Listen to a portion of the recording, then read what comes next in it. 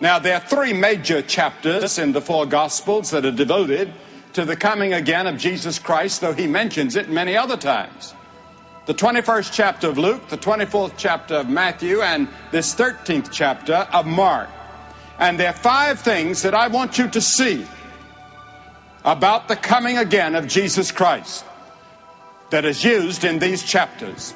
The first one is watch. Second, wait. Third, walk.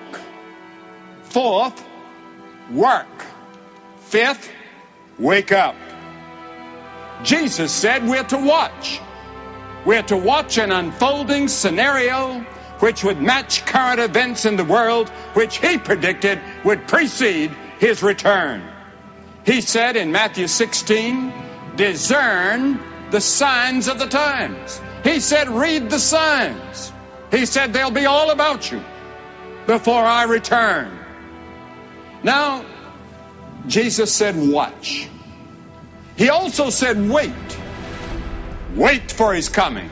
Paul defined a Christian as someone who has turned to God from idols to serve the living and true God and to wait for his Son from heaven. To wait for his Son from heaven.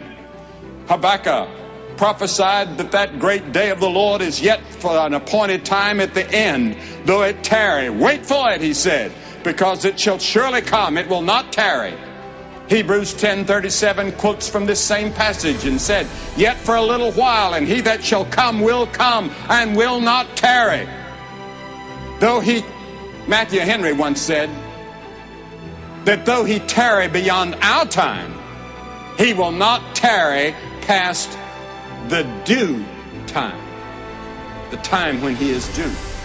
Because the time has already been appointed by the Father.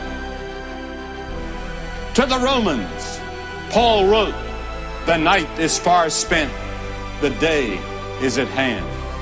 So let us walk honestly, he said, as in the day, not in rioting and drunkenness, not in strife and envy, but put ye on the Lord Jesus Christ, and make no provision for the flesh to fulfill the lusts thereof.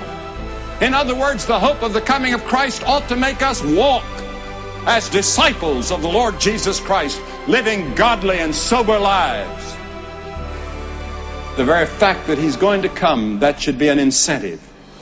Yes, to know and to believe that there is a hope for the future, that it's not going to end in some great gigantic Armageddon that's going to sweep everybody into death and hell. God has other plans for those that trust him. There's heaven to come. He's coming back. There are too many prophecies that are left unfulfilled that must be fulfilled if he's to keep his word. Don't sleep.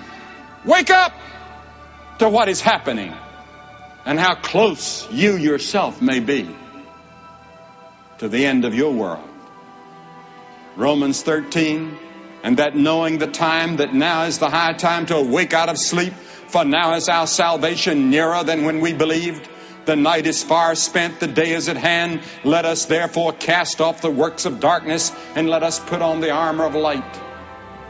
You say, well, Billy, if I believe that, I wouldn't be working for peace and trying to get a better world and do good things. Why don't we just sit down and wait for the coming of the Lord?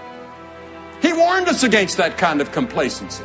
This should be an incentive to make us work harder than ever before.